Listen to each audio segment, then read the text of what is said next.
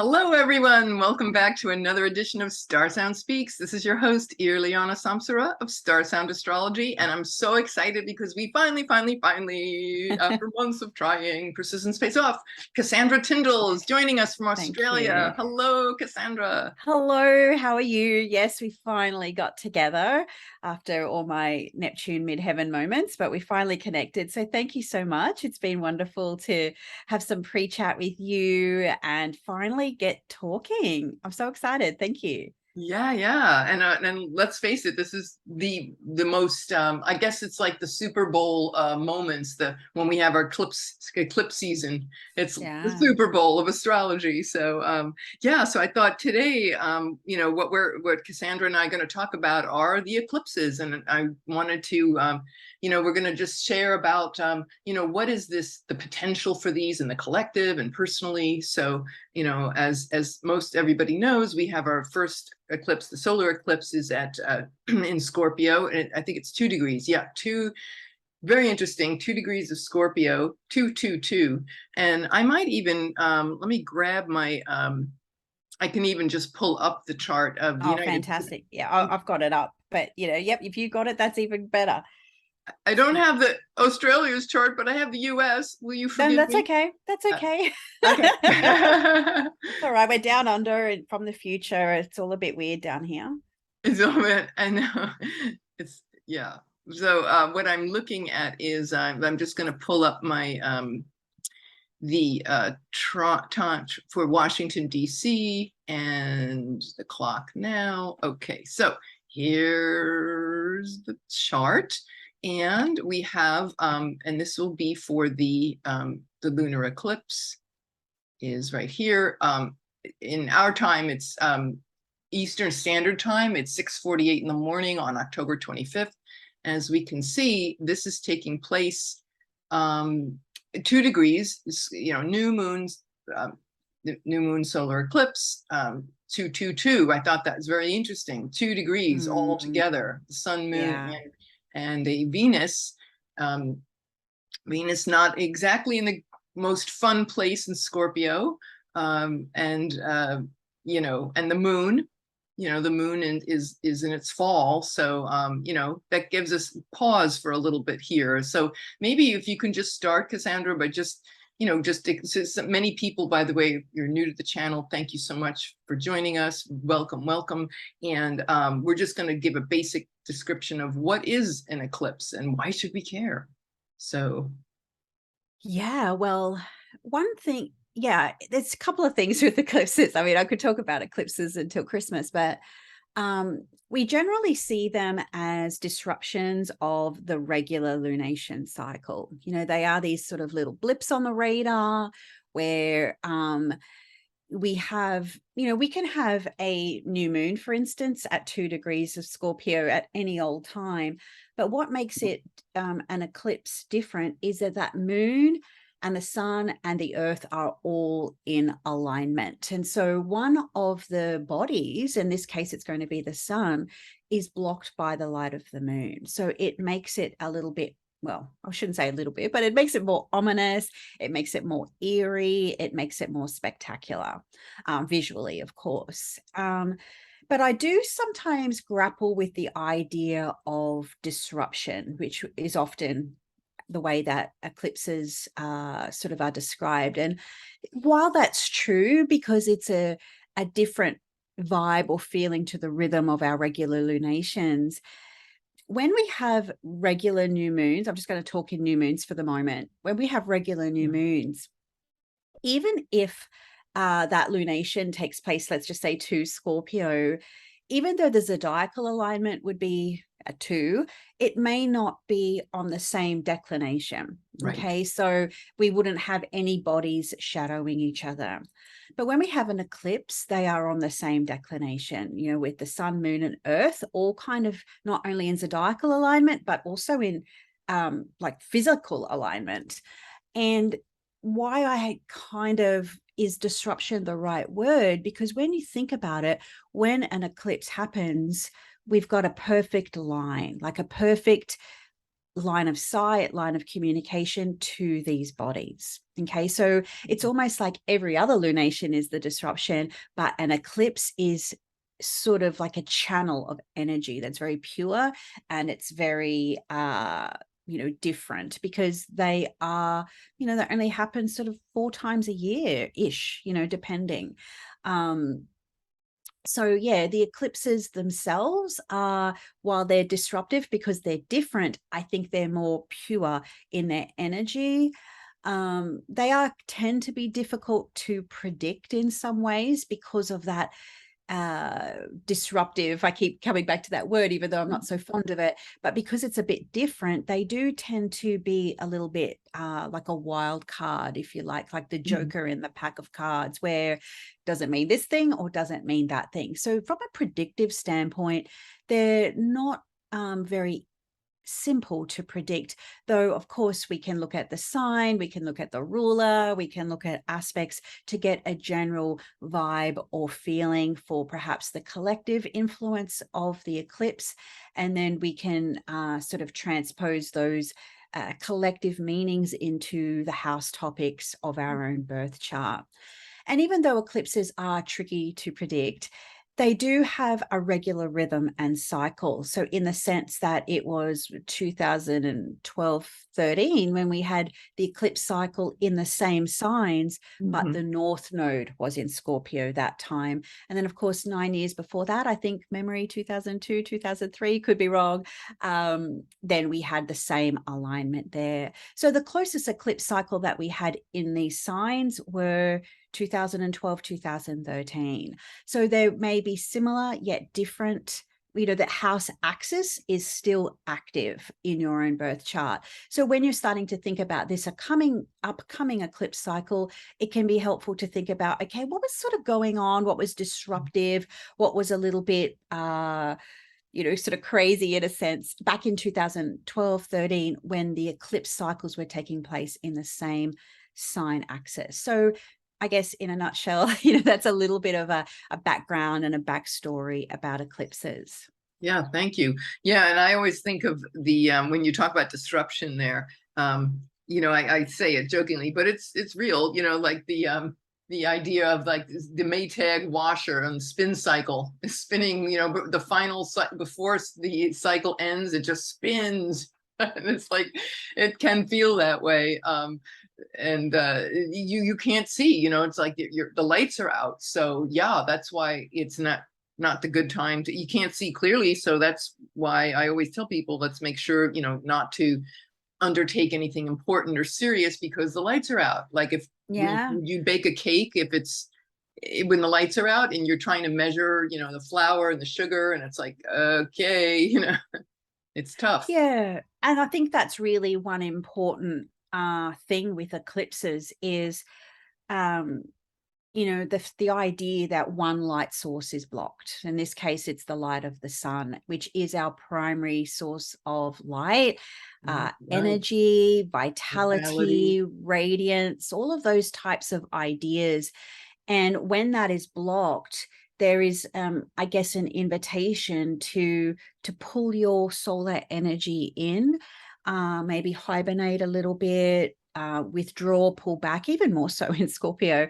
But there's the idea of something that's seen becomes unseen to be seen again. So there's kind of like a knowing, then an unknowing, and then a re-knowing. So there's that sort of process of a little bit of confusion or uncertainty. When you have I don't know if you call them a blackout in the US, where the power goes out sort of bit, you might be just going about your everyday life at home, cooking dinner, doing whatever. All of a sudden, a storm comes in, what have you, power goes out, and it's, oh my God, it's just that moment of disruption, panic, or where are the candles? Where are the torch?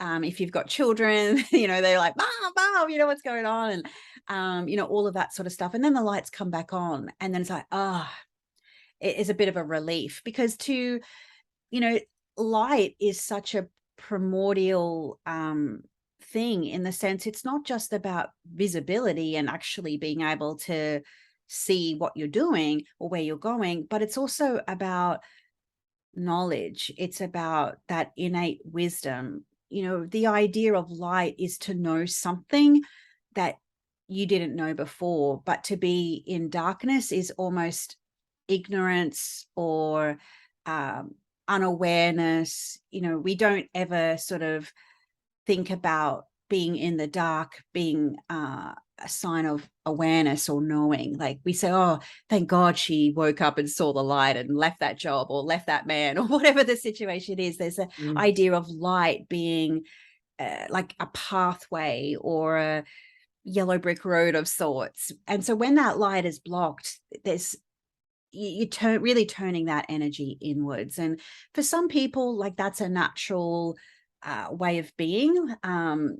But for others, it can be quite scary and daunting as well. Yeah. And when you think about the sun, I love in traditional astrology. Oh, by the way, I forgot to say, everybody,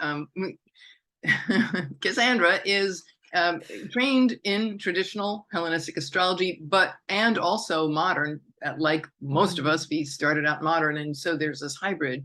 And by the way, before I forget, you have also seen her. If you haven't, definitely want to check out the Water Trio podcast. It's Cassandra and Alicia, Yusuf, and Kelly Surtees. And so the girls are getting back together. So that's another great, But anyway, just wanted to put that little plug in there. Oh yeah, we forgot the intro, but that's okay. We're talking eclipses, so everything's a bit disruptive and crazy, right? Right. And I know you have presented in like NORWAC and UAC, and just really phenomenal teaching background, and continues to do that. So just want to give that the little high five there. But yeah, so talking about I love when I learned traditional astrology, I loved when our understanding of the nodes is really distinct from what we learned in the modern. So like so much. How would you describe the south node, this upcoming eclipse south node of Scorpio? Like, we think of in evolutionary astrology, which I definitely studied a lot of, Jeffrey Wolf Green and Stephen Forrest and such. But it's what, like past life, karma, baggage, or we have a PhD, but we know that that's not going to serve us in the future as we evolve. We want to let go of that comfort zone. It's like what I love how Adam Ellenbos, my traditional astrology teacher, he called it that it's what you escape to. The North Node is like what you hunger for. And I love that the South Node is what you escape to. So I just wanted to ask you, like, how would you delineate that, or how do you like to word it? Yeah, they're sort of two sides of the same coin in a sense. And, the idea of hunger and escape could also be seen as, maybe hunger and release. So, the North Node tends to, if you think about some of there's no matter kind of which philosophy you explore, pretty much every culture in the world has some type of serpent dragon that devours humanity. And then you have this cathartic experience when you realize the purpose of life kind of thing. And, there's always some sort of snaky dragon-ish type of vibe to the nodes. And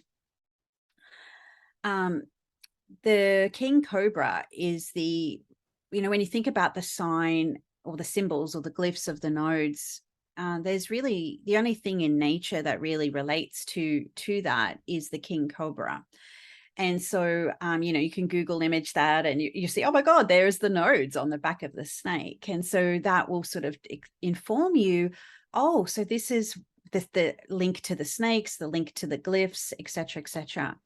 And so, if you get bitten by a snake, a king cobra in particular, as that, snake is coming toward you and the mouth opens and the fangs are out, you will see coming at you on the back of that snake's head, the symbol of the North Node. So it is that symbol of devouring. Okay? I had no idea. Of consuming, of poison as well. The nodes do have a link to sort of poison, but also the poison can also be the medicine.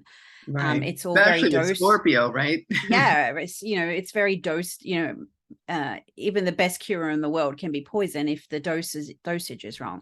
Right. And then once the snake has bitten you and had its fill, it will then, release the fangs and it will slither away from you. And that's when you see the south node as it turns away from you.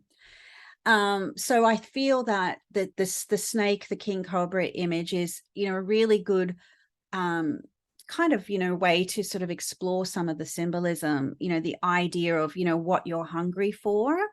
And then, that idea of turning away from something. And when people, this is a south node eclipse. So when people have south node transits or south node issues, they often, release, let go, purge, and it just feels like, I don't want to lose my career if it's in the 10th house, or I don't want to lose my money if it's in the second house. But it's not always about that. Another way I often describe it to students is if you've ever had to try and feed an older baby, when they're in the age, when they're in the high chair and you come in, oh, come on, like you do the airplane thing and what have you. And doesn't matter how much you try and convince that child, you got to finish your vegetables. When they've had enough, they just Right. slam their hand down, they push you that away. plate, right? No is the first word. No. And that's very south nodal to me, because what we also have to remember with the south node is if you think about it, they're always in that perfect alignment, right? They can only be in exact opposition to each other. So the south node can also show what you've already filled up on. It's not just, I'm letting go or I'm losing. You've already overflowed or you've had too much. Like when you have had your fill of food, Thanksgiving dinner, Christmas dinner, whatever it is, and you get to that point, I can't even fathom another bite. You know what I mean? That's very south node, because sometimes it's important to remember that opposition and go, I've already had my fill of something, and this is maybe my time to detox or let go of things. So as an example, I do a lot of sort of bodybuilding, powerlifting stuff. So I'll go through phases of eating a surplus of calories to build that muscle tissue. And then I get to that point where trying to chow down in excess of 3,000 calories in a very oh my goodness, in a very 3,000 calories. Geez. Especially when you're trying to do it as healthily as possible, it's right. like I feel like I'm having this massive north node experience, which I'm quite happy with the way my chart is. But then I get to the point where I'm like, oh man, I just can't fathom the idea of food. It's like, right, I've hit the wall. I've got to, go into a deficit to shed off some of that excess, because, a little bit of body fat comes on in the process. And yeah, so, it is these, it's a pendulum, right? And I think it's really important to remember the opposition. Like we can hone in on the south node in Scorpio, but remember the north node is still in Taurus. And so when it comes to our own birth charts, obviously everyone's thinking, what's the eclipse in for me? One of the ways I've described the axis of Taurus and Scorpio is Taurus is very much about the simplicity, and Scorpio is a little bit more about complexity. Yeah. So it's like, where have you escaped in the complexity? Where have you lost yourself in complexity? And maybe it's a little bit about, okay, there's also the Taurus side of it. And in some respects, I think Taurus can thrive really well with the KISS rule, keep it simple, stupid, it's just, if you feel that it's too much overwhelm or complexity or, toxicity or what have you, like we don't have to reinvent the wheel with things. It's come back to simplicity with that Taurus North Node as well. And with the Uranus in the mix, with Uranus in these eclipses, right? That's talk about a wild card, right? So that's like, get back to simplicity, get back to basics now. And I think of like all the the forest fires and the wildfires. We've had really bad drought, and I'm sure you've read about, in this country with the California fires out west, and in drought, and just that extreme weather, which is such a Yeah. hallmark of Uranus and Taurus. And then when the eclipses come in those signs, it's like, whoa, it's just in everybody's face. Yeah. It's intense.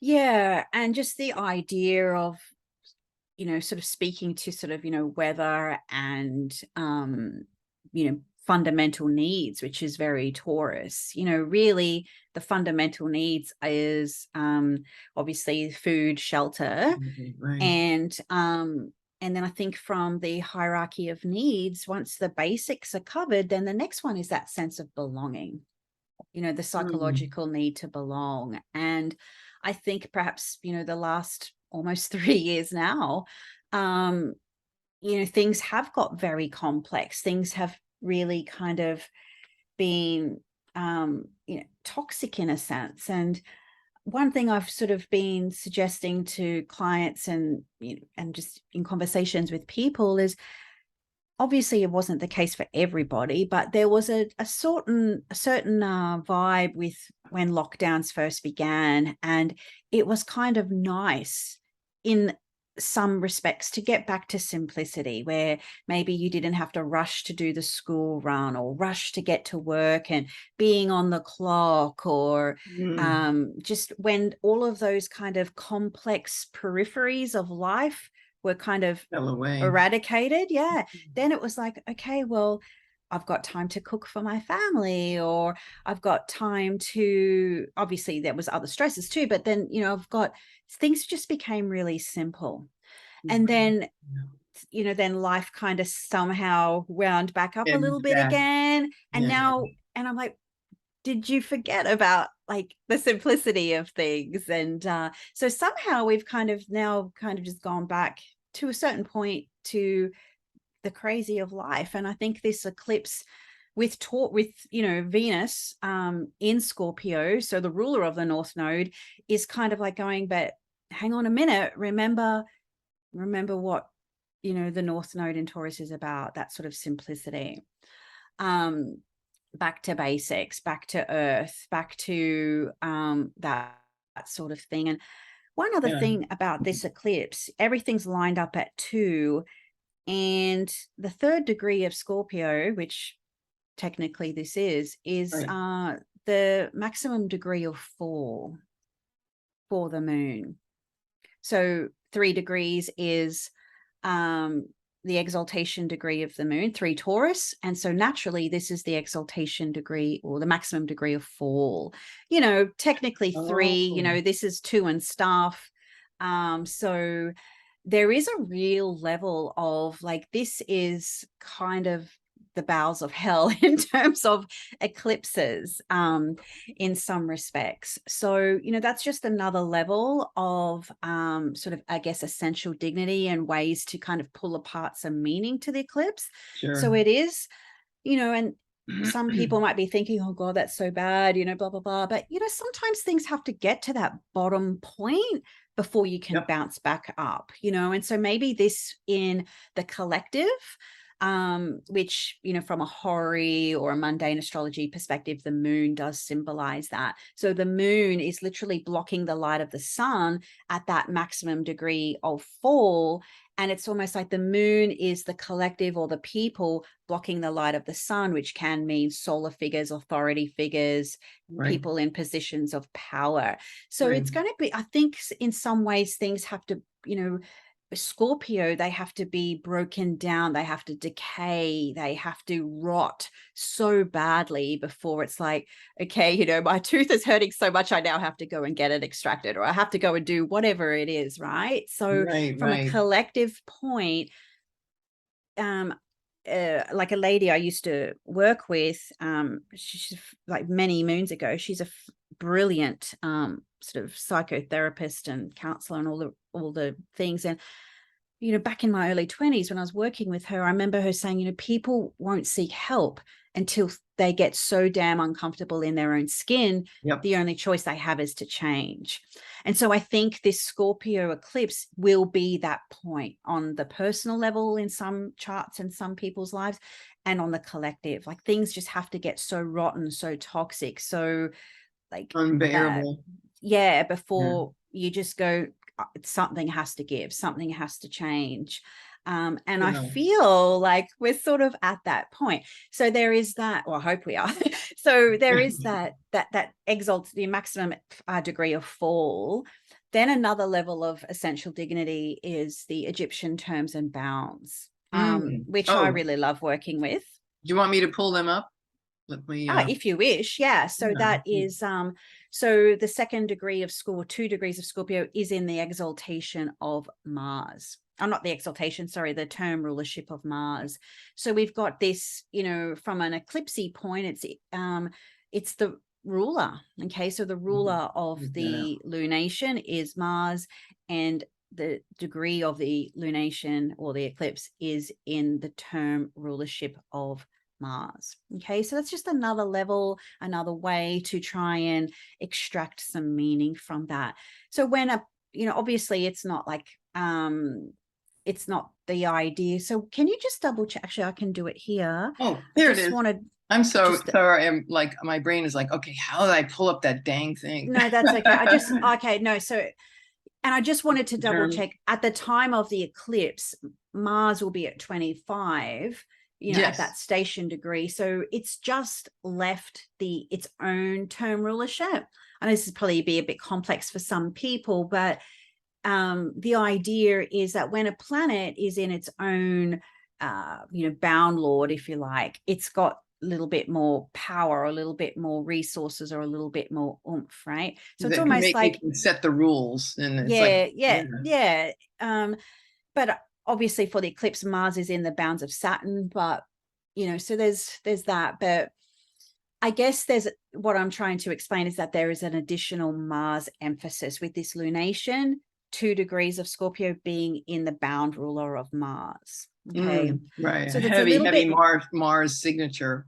Yeah, exactly. It's just, we've got Mars sort of thing. So I do think that, let's talk about some of the significations of Mars, right? It's the idea of defending and protecting. I know that's a big war, yeah. Yeah, I mean, they're very obvious, but I guess what I was thinking is that I know in the US there's been a lot of talk recently about gun laws and stuff like that. So, the right to defend and protect, which is a big part of your, I think it's the Second Amendment for you guys. Yes. So, like that is going to be perhaps on the table. And as you said, war, cutting away things, Mars is that, I'm going to cut this out of my life, or I'm going to cut this away, blah, blah, blah. So there's that big Mars signature, but Mars is in Gemini, an air sign. Mars doesn't cope so well in air signs because Mars is a planet that needs traction. It needs a job to do, needs a mission to accomplish, something to attack.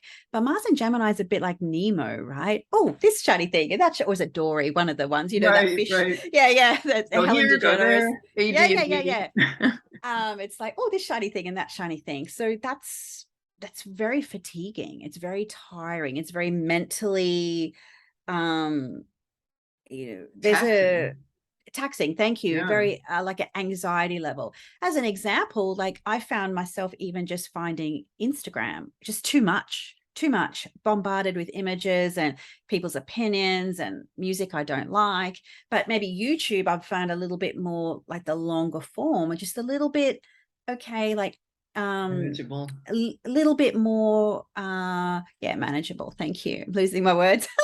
So I guess the takeaway from that little sort of sidebar is that this eclipse is really about not to to add another layer. Mars is at the station degree and squaring Neptune, so it's just sort of the level of information that we are presented with every day, factual propaganda, blatant lies is just phenomenal right now. And so sometimes, take that sword, that Martian sword, and cut things away. It's really about managing your energy resources. We talk a lot about time management, but we don't talk about our energy management. And so if you're scrolling or, just stop, pull your energy back in, that moon shadowing the sun, and taking, the energy is very fatiguing. And Scorpios are very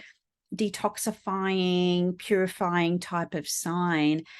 And yourself, like when you're doing any type of process of detoxing, whether that's physically through diet or exercise, whether you're trying to, clean out a room in your home, what have you, sometimes things get worse before they get better. Yes. You know what I mean? Yeah, healing crisis. It was that a Yeah. Herxheimer reaction? I think that's what they call it. Yeah. Yeah. I know sometimes, I go on a bit of a cleaning frenzy, and my son, who's only 8, he's like, but everything's so much messier. And I was like, yeah, but that's part of the process. you gotta make a mess before it gets clean again. Right. And, and I think sometimes, where things are at collectively is very messy.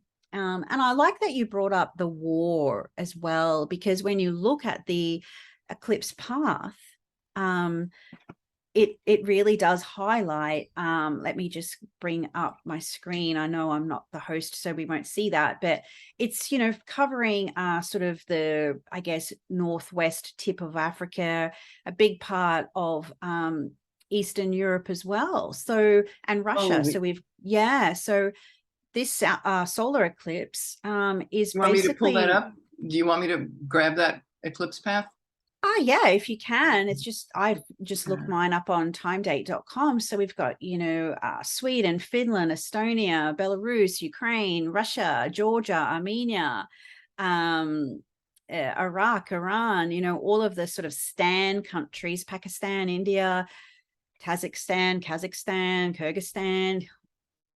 Right, the stand. All the stands, yeah. So, and they are very much hotspot points, because we're often, there's a lot of talk about just Russia and Ukraine, but a lot of sort of what maybe people aren't so clued into is that a big part of what's going on is also, what's happening in all the stands and the Islamic Caliphate and all of that sort of stuff. So all of that is just going to be really kind of pinged by this eclipse. And because it's a solar eclipse, they tend to be a little bit more longer lasting in their effects. Yes, they really do. From a mundane perspective, yeah.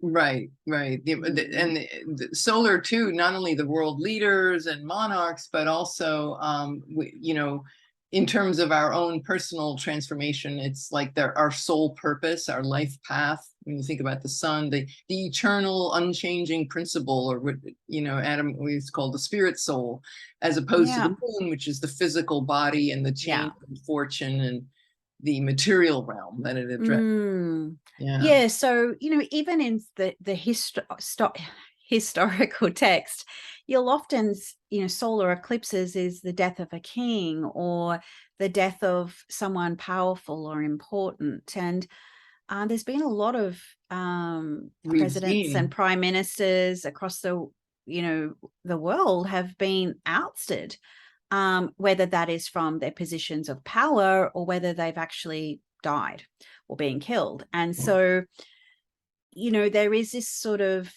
south node in Scorpio solar eclipse. It's like a changing of the guard, in a sense, a changing of power. And obviously we've had, the death of the Queen at the helm of the British monarch. And, we're in this, and whatever your thoughts are on that is kind of irrelevant. But the point being is that, a 70-year reign when a empire is crumbling, it was something that was stable and enduring.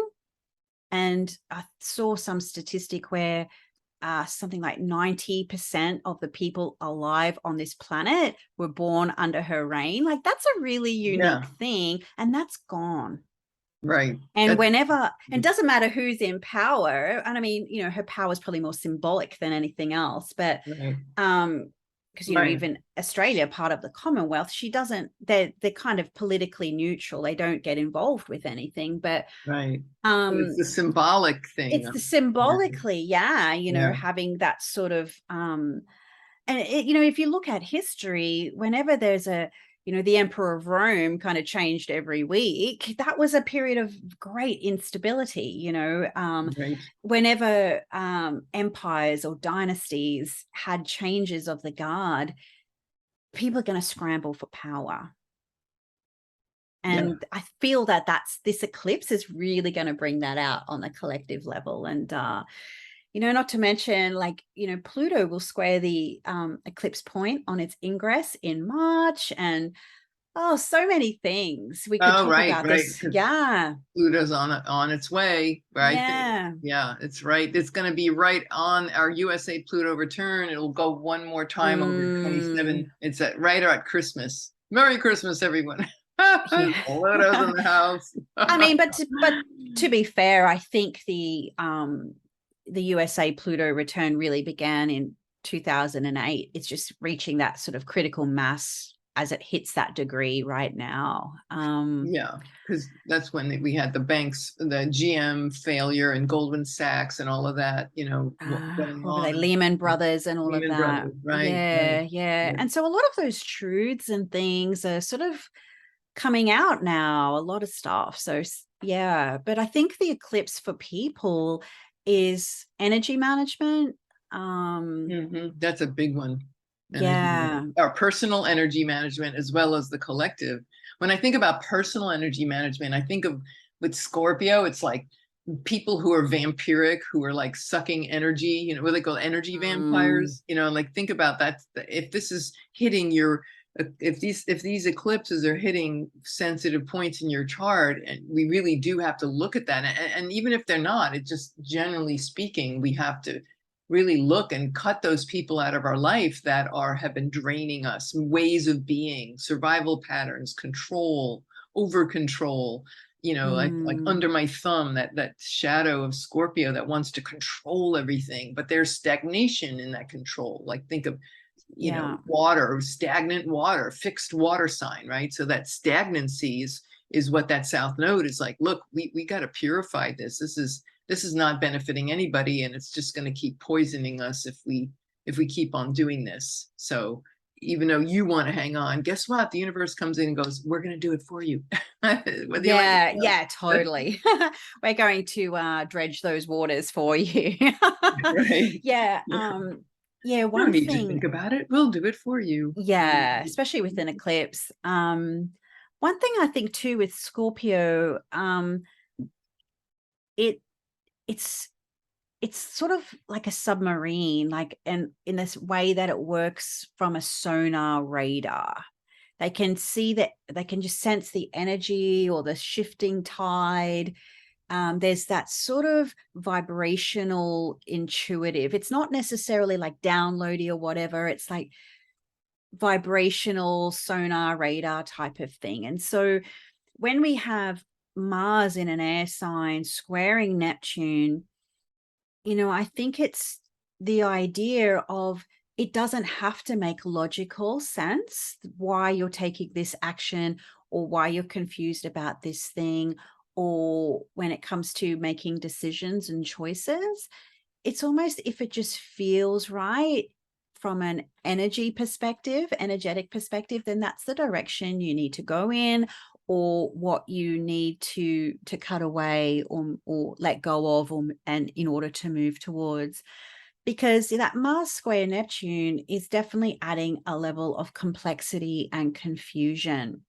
And so, as you were saying, the idea of the South Node, what you want to escape into, you really want to make sure that you kind of like making choices that feel right. This is a water eclipse after all, Scorpio being that water sign. What feels right? It doesn't have to be logical. It doesn't have to be practical, but let go of the outcome and explore the mystery or the wonder, because there is a magical quality to Scorpio as well. They do Yeah. want to, truth, trust, and loyalty is such a primary component, that deep intimacy. But you got to let go of the control. You've got to let go of that almost sort of shadow side of manipulation and power to really kind of maybe Taurus it up a little bit and smell the roses, smell the beauty, smell the, or feel into the, just the way things are, as opposed to what you think they should or could be. So, Right. I think when you kind of let go, what is that Carl Rogers saying? The psychologist Carl Rogers, the paradox is that when you accept yourself for who you are, it's then you can change. So sometimes it's the idea of, okay, well, I'm going to let go of the control, or I'm going to let go of, anything that's toxic, or how I might be holding on to emotions or grudges. Or how I want it to be versus how it really is. And Yeah, and then accepting. you can change, that Yeah. transformation that we often link to Scorpio. There was something else that I thought was going to be, but I've lost it now. Oh, I'm sure it'll Yeah, come back. I've gone into the zone, but No, that's good. We're in the zone. Yes. yeah. So I mean, I think there is a certain mystery and magic as well when you want to dive in a little bit deeper. But if you've Yes. gone to, like, And embrace that's where the the, unknown. Like, don't be yeah. afraid of, we all want our comfort zone. We want our comfort. When the lights go out, we're like, oh no, it's not comfortable. It's not how we normally Mm, live. But if we can just let go into that, into the unknown and resources. Think about Scorpio, like insurance, money, other people's money, estates, wills, trusts, inheritances. Like these are all getting completely broken down and reinvented. So, mm, not to be afraid, because I used to talk about, when like a bad tooth. If you have a baby tooth, and then the baby tooth, the adult tooth is coming in, and remember how it would hurt as a kid, and little by mm. little it would push up and push up, and it's like you realize this is an old tooth. It worked for a while, but it's no longer useful. So it's painful, that process, but it's like it's something that has to occur for the long-term Mm. sustainability. When you think about Scorpio being, it regenerates, it destroys first, but then it regenerates, so Well, there's that how, regenerative quality. yeah, that reminds me of, how sometimes in certain astrological imagery, um this animal of Scorpio sometimes gets misrepresented as a lobster as opposed to the scorpion. Like sometimes you'll see a lobster instead of the scorpion. Oh, really? I don't know Yeah, that. yeah, sometimes you do. Is that And what you do in Australia? You confuse those two? Because no, I've oh, never heard of I don't think that. it's, yeah, no, it's definitely not that. But no, it is a thing. Like sometimes, in just sort of pop astrology or what you find on the internet, I'm like, that's not a Okay. scorpion, that's a lobster. Anyway, but in some respects, it's not entirely wrong symbolically, because when a lobster has to grow, it has to push, it has to grow and break its own shell, Shell. like its Yeah. own exoskeleton.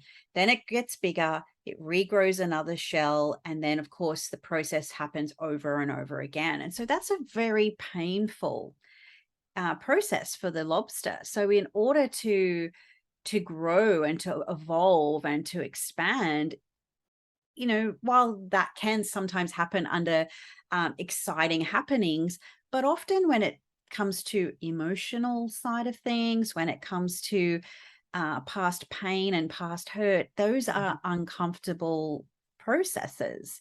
Like the idea of, people won't seek help until they're so uncomfortable, until they reach that rock bottom or that breaking point. Now, one thing that I wanted to mention, it's come back to me now, that I thought might be helpful for people is, it's a Mars ruled eclipse. Yes. Mars is at the station degree, and And when they're out of bounds a few days before. I think it's the 24th. ah, It goes okay, out of yeah, bounds. And you know, yeah. Cassandra, it will not leave out of bounds until May. Oh Ah, wow. oh my God. Yeah, so this Okay. is retrograde on Interesting. steroids, isn't it? Yeah. But one thing I see commonly in charts, when the South Node and Mars are paired in some way, it's anger. Yeah. And that, Boiling when over. we're talking about a Scorpio eclipse, maybe it's the emotions that you're holding and you don't even recognize that you are, or past pain or past hurt, that purging of anger or that purging of deep emotions is painful, and it's cathartic, but it's also very healing and transformative. Some of people may already know, but I'm a huge Metallica fan. Massive Metallica fan. And back We in couldn't tell. Look at you with your little hair in the bun, the glasses. oh yeah, I don't even have a Metallica shirt on today, which is very rare, but anyway, in 2002, I think, there was a documentary, some kind of monster, and I won't go into it because a lot of people obviously don't share the same passion I have. But there was one scene in the movie or in the documentary, where the psychologist that was working with the band was trying to help, because anger and competitive anger was a very big driving force of the band. But like anything, sometimes what got you here won't get you there. So the survival mechanisms, maybe the emotions, maybe the past pain of your own life, is the sticking point or the blocking point that's going to prevent you from leveling up or getting to the next stage of life. And there's one scene in the movie where the drummer is encouraged to get the mic and yell out the word, F-U-C-K. We'll keep it clean for YouTube. I mean, I don't even think they care about that, but anyway, but you get the idea, and you get it, and you yell it out as loud and as long and as hard as you can. And so again, it's that purging. I mean, this is just a random example. I've heard of therapists that, if you're alone in your car on the freeway, just yell and you scream, no one can hear you. But it's you've got this powerful vehicle. And so sometimes that type of just getting it out, and it doesn't have to be subjected onto others. It's just for your own processes to just have that scream or have that cry and have that kind of purgative, purifying experience. And sometimes just that good cry can be very healing. Right. Yeah, it's that raw primal energy that's so scorpionic that ends up the purging is and the healing that emerges becomes and to sort of circle back a little bit to the Queen, and something I saw posted online, which I think is kind of very powerful and quite relevant to the eclipse in a sense, is that sometimes when someone like whether it's the Queen, whether it's somebody that like, I don't know, Mick Jagger or whoever it'll be, the next person, right? Well, Keith Richards, he'll probably live forever, but talk about Scorpio. But when somebody who like that dies, what it does, and there's a collective grief, and what it does, it kind of gently blows the flame of grief that we have all within us, but we may not be able to identify or share. And so even though you may not necessarily like personally mourn the person that has passed, but when you can share in the collective grief, there's that healing that happens. And so this eclipse could be a symbol of that, because one thing that we all sort of share in common the last 3 years, we all are carrying collective grief and collective trauma for what's been going on, whether we've had personal loss of life, personal loss of income or jobs or a lifestyle, or our just the inability to make big picture plans in a way that we used to be able to before, has been very different. And that's a thing. And then you have, the next thing, and then the next thing, and the next thing that's sort of happening in the universe. And it compounds. And so this is a really good eclipse to be still, to feel into your body and let go of things that are holding you back from joy. And I would say too, in addition to that, it's like the process by which we may not even be aware of it in that deep unconscious pattern. And then that the wonder of the eclipse is that it makes it very clear, like, oh my God, I didn't realize, first of all, like you're confronted with this toxic way of being, and it's like you don't even realize. It's like, holy moly, I've been hanging on to this thing. I didn't even know it was there.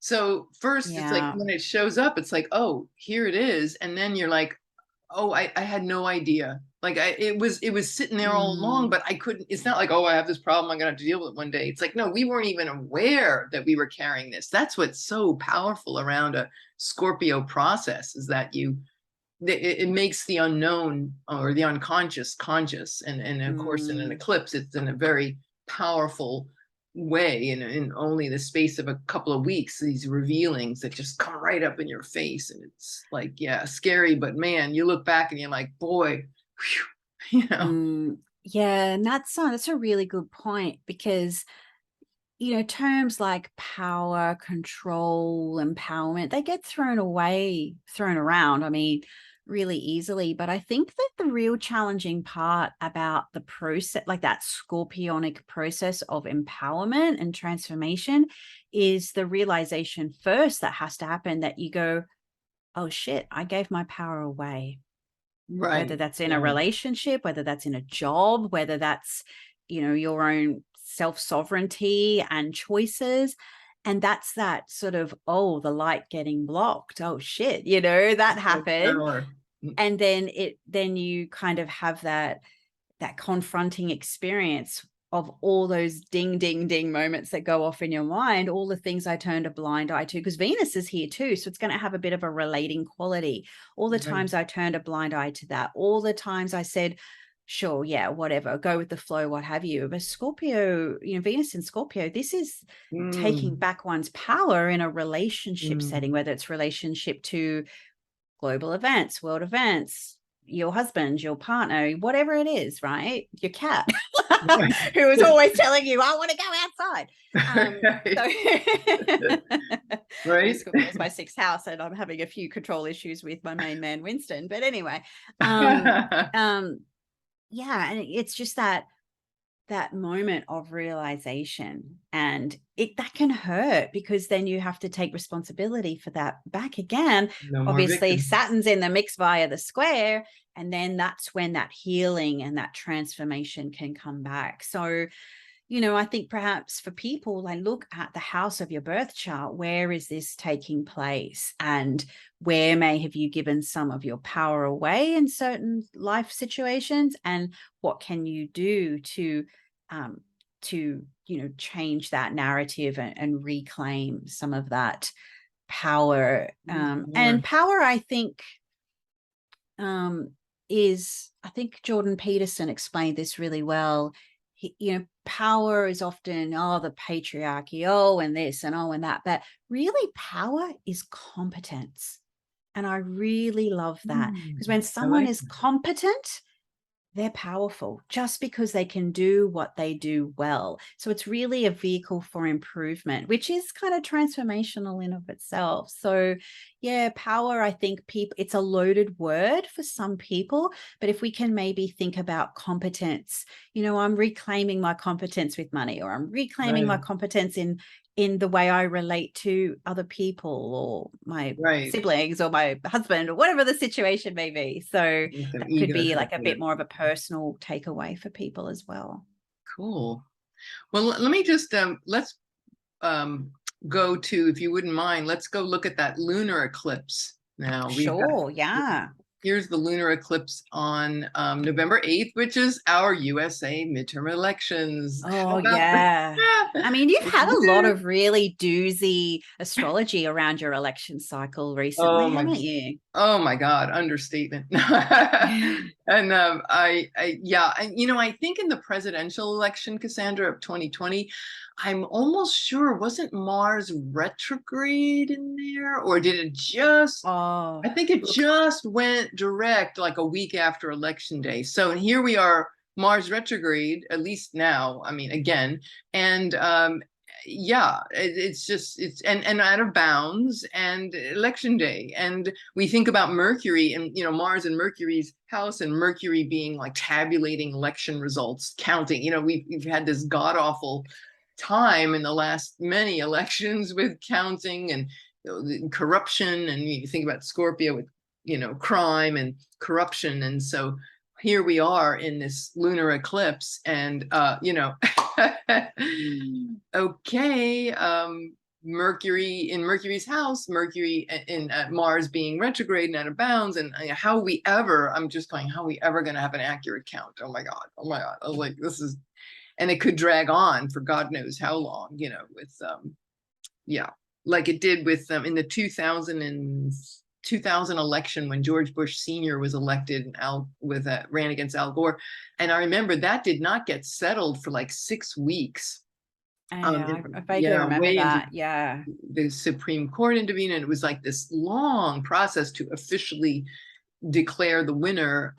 It dragged on for weeks. So, I'm just saying, guys, everybody get ready. This is definitely an uncomfortable process, but a lot of revealing will happen. And I mean, look, I observe it, but I don't pay a huge amount of attention to the sort of American political arena. But one thing that really stands out from just looking at this chart is the fact that it all happens in the 6th and 12th houses. Yeah. And if my memory serves me correctly, that would also fall, I think, Camilla has Gemini rising, so it would also be Yep. the same houses. And I Biden and think Harris, both. he has Sag rising, doesn't he? But the Scorpio Yes. stellium, is that right? So yeah, it's also taking place in their houses as well. So I mean, secret enemies, hidden agendas, self-undoing, and I feel just looking at this, it is just like there's going to be a lot of stuff happening in the background, unseen, unknown, that will, because I mean, like from my understanding, the midterms will change a lot of it will change the balance of power. The president doesn't change, but like a lot of the other things change, right? Right. So The balance of thank you. Republican, Democratic Congress. Yeah, I was thinking Parliament, but it's like, no, that's not the word. So I was just kind of trying to understand recently, like, what do the midterms actually mean? Because if the president doesn't, we've got this Uranus. Yeah, exactly. The moon. It's like, oh my God, the moon in the chart is the population of the country in mundane yes, exactly. astrology. And certainly it's like, talk about being jolted out of a comfort zone. Moon conjunct Uranus, exactly, partile conjunction. And it's just, yeah. Now, and the moon's exalted. We can at least have, hey, it's an exalted moon. So I don't know if does that mean it could be, it's just even more loud, because sometimes exaltation I don't think necessarily mean, it just has a lot of support. It has a lot of support for creating a lot of chaos with Uranus along for the ride, Yeah, well, I think it will definitely show the instability of what is comfortable, and the exaltation sort of just makes that more obvious and bigger. And it's a full moon eclipse, so lunar. So, that's going to be, the major influence. 6th house, this is going to be people like, your underpaid workers, perhaps your, working class. Yeah, exactly. The people who are, what do you call them? Like waitresses, waiters. Yeah, laborers, the laboring, employees. right? exactly. Worker, So clerical kind of, yeah, yeah, tradesmen, trade. correct. Yeah.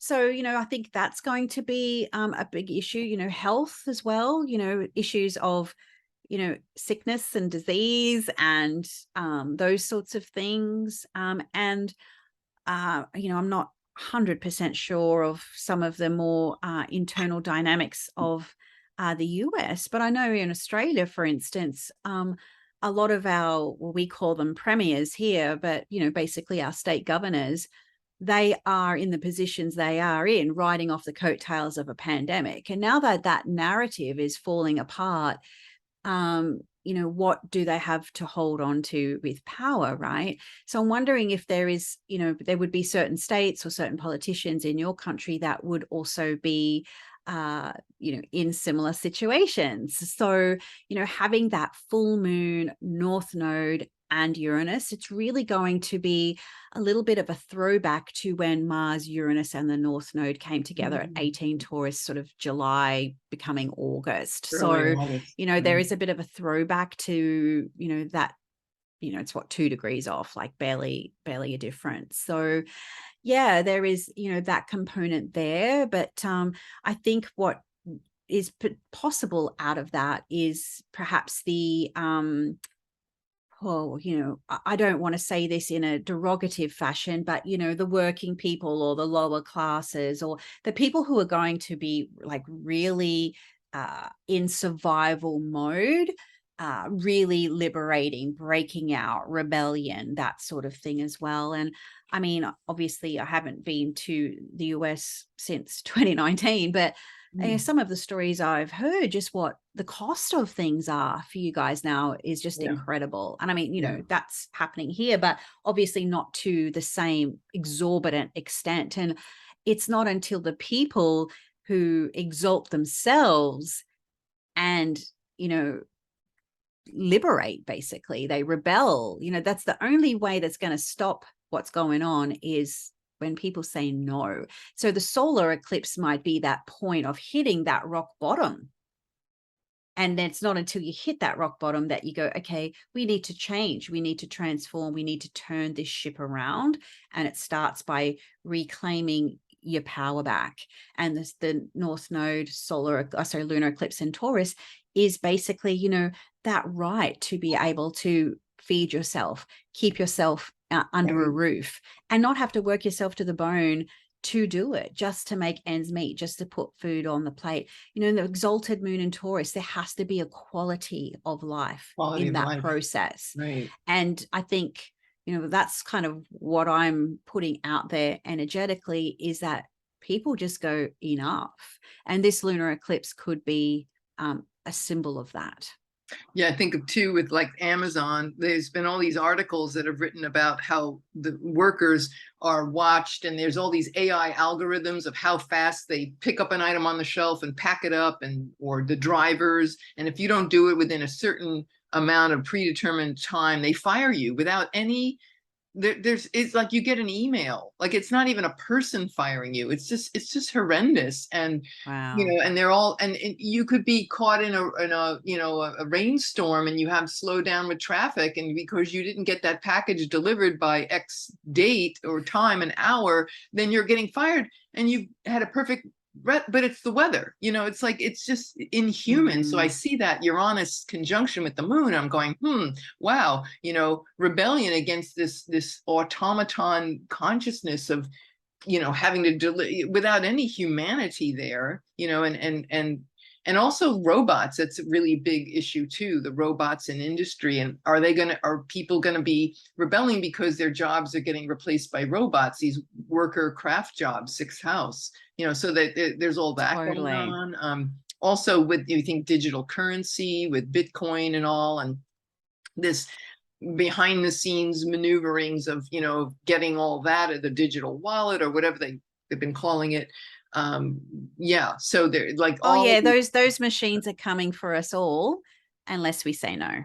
Unless, yeah, we have to stand up and I've even here, like I'll go to like the supermarket, right? Just to pick up a few groceries, and someone will say, "Oh, you can go use the self-serve checkout," and I'm like, "Sorry, I don't work here. Sorry, I don't work here." Yeah. I don't work for this company."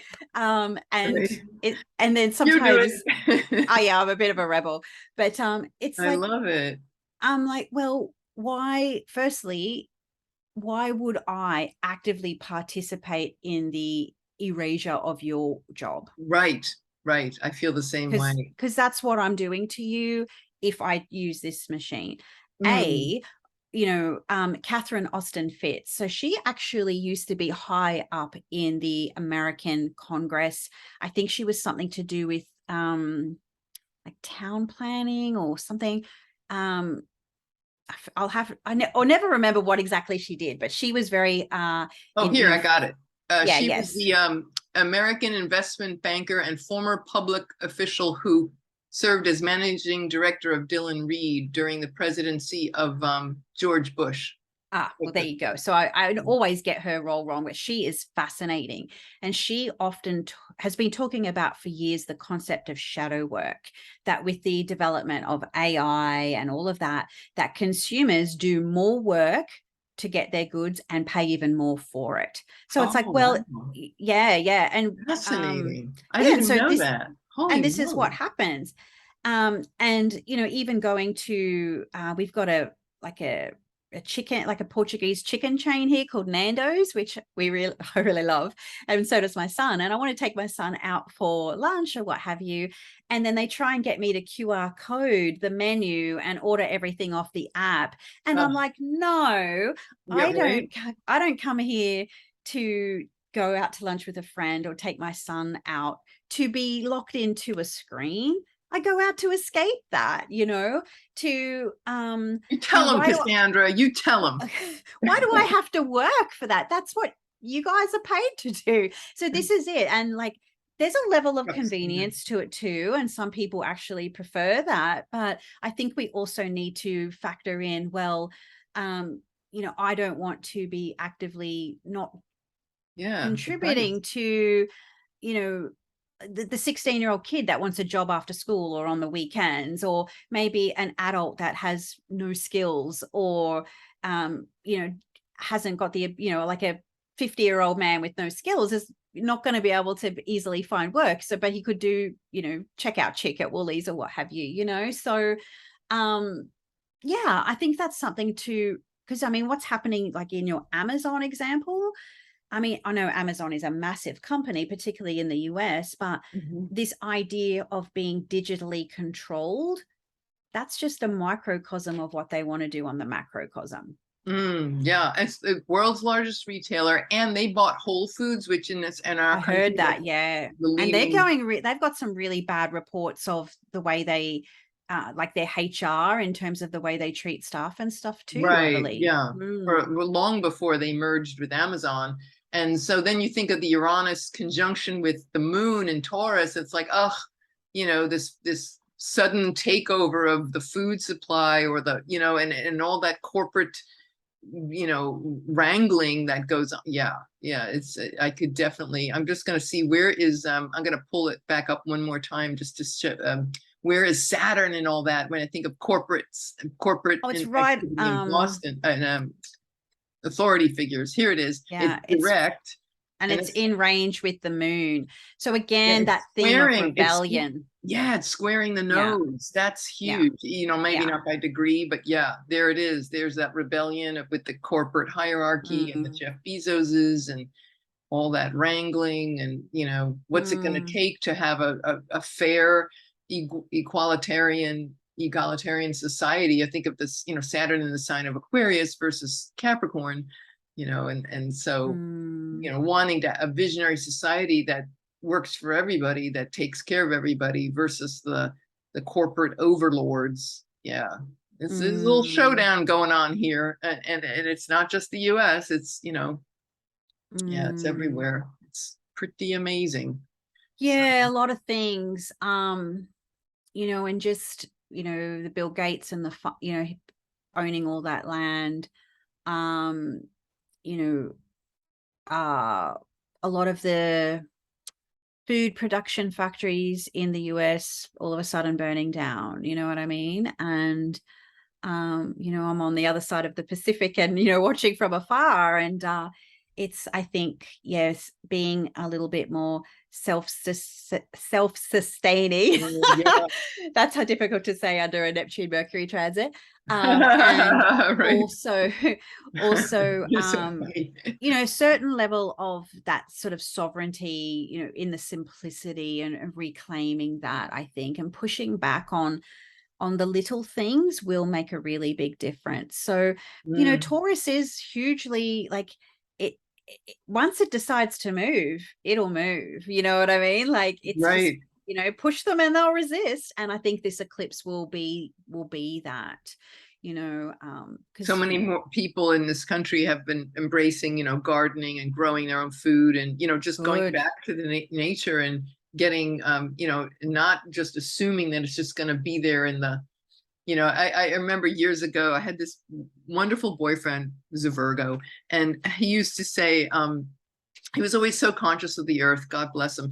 And he used to say, when like he'd try to walk or take his bike as much as he could, even though it's really hot in Florida and, but he would do it anyway. And he said, to him, it was unconscionable that you could go. He said, can you, and I never forgot this. He said, I have to, if I want to buy a loaf of bread, I have to move a 2,000-pound machine, in other words, his car, to drive to get a loaf of bread. To buy a loaf of bread, I have to move a 2,000-pound machine. Now, if that's not a conversation for eclipses in Taurus and Scorpio with Uranus, it's like, let's rethink this. Yeah. So I think like the idea is the solar eclipse is sort of that hitting that rock bottom or that point of this has to change. Things are rotten enough. Things have to change and transform. And then that Taurus eclipse is, when you decide, even on the personal level, when you decide to make a significant change in your life, there's going to be people that will want to resist that or push back on you or, Right. you know what I mean? Like, I think I need to change careers. And then, someone turns around and says, no, stay safe, stay in the known, stay in the familiar, and, change is not an easy thing. But one thing that's for sure, with the Taurus and Scorpio axis, once that decision's made, good luck changing their mind. And so, there can be a sort of a finality to it. And yes, while there are eclipses in Taurus and Scorpio in 2023, they're sort of those out of sign eclipses where Right. the nodes are not in the same sign. So this Right.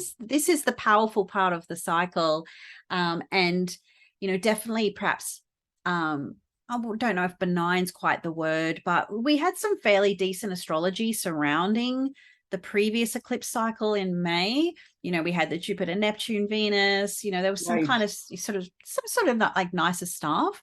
Whereas this time around, it's just messy. But that's part of cleaning up. I'm trying to teach my son that sometimes things have to get worse before you get them better. Right. So that's, I think, that's the eclipse cycle. That's this. And, if you can push back in small ways, and sometimes I think, am I this kind of anti-technology? Am I just sort of old and resisting the inevitable? I remember when my grandfather just refused to use an ATM. He wanted to take his passbook to the bank and, do it that way. And I'm like, I don't want to, am I like, in that kind of stage of my life where I'm just resisting the change? And I don't think it's so much about that. I think, the fact that we have so much technology now allows this conversation to take place. There's so many great things about technology, but who's controlling it and who profits from it at whose expense is where the questions need to be. Like, the Great Reset is one thing, but who benefits from it? You know what I mean? And that's an interesting line of conversation for another time, perhaps. Sure. Yeah. Excellent. Well, I am so glad we had this chat. This has been really, really great. I Yeah, really thank appreciate you. it. Yeah, it's always nice to chew the astro fat and, Right. explore some ideas and what's coming down the pipeline. So, yeah, thank you so much. Now, if people want to get in touch with you, CassandraTyndall.com. That's Cassandra, Cassandra, Tyndall, Tyndall.com. I'll put it down in the comment section below. And please, you guys leave your comments, questions. You can contact Cassandra directly. Certainly, I love hearing your feedback about where you think these eclipses are, what they'll be presenting and kind of breakdowns and breakthroughs and potential. But yeah. I'm just so glad you were joining us, Cassandra, and I hope you can come back soon, and we'll have to do a catch up of like, wow, we Yeah, did maybe do a that. post eclipse We'll back or prognosis. Did we sure, survive it? right? I Yeah, survived yeah. it. Sure. They're a little bit exciting. I don't, some people are really fearful of eclipses, but I find them, there can be an energy drain during that sort of bardo between eclipses. It's a bit like Christmas, New Year, like what day of the week is it? What should I be doing? Everything feels a little bit different. And Suspended that's, animation, right? yeah, yeah, yeah.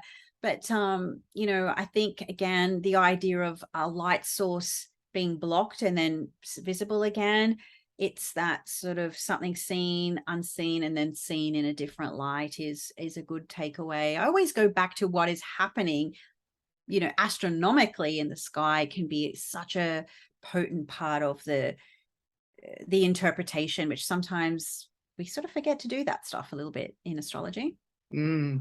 Yeah, very, very cool. All right. Well, that wraps up another edition of StarSound Speaks, and thank you again. And I know we'll be seeing you all next time. And if you have any questions, again, leave your comments below and like, share, and subscribe. It always helps the channel. And Thanks so remember, much. Yeah. Kelly's Cassandra, Kelly, and Alicia's podcast is called the Water Trio, or just Water Trio. Well, either the water trio, Yeah, you technically. can find Yeah, the them three there. of us. Yeah. So more great conversations with Cassandra. All right. Well, thank you again, and we will all see you next time. This is Thanks so Irlianna. much. Yay. Sorry, didn't mean to catch you up. It's okay. um, yeah, Star Sound Speaks, Irlianna Samsara and Cassandra Tyndall. And thank you all for listening. Have a great one. Bye for now. See you later. Bye.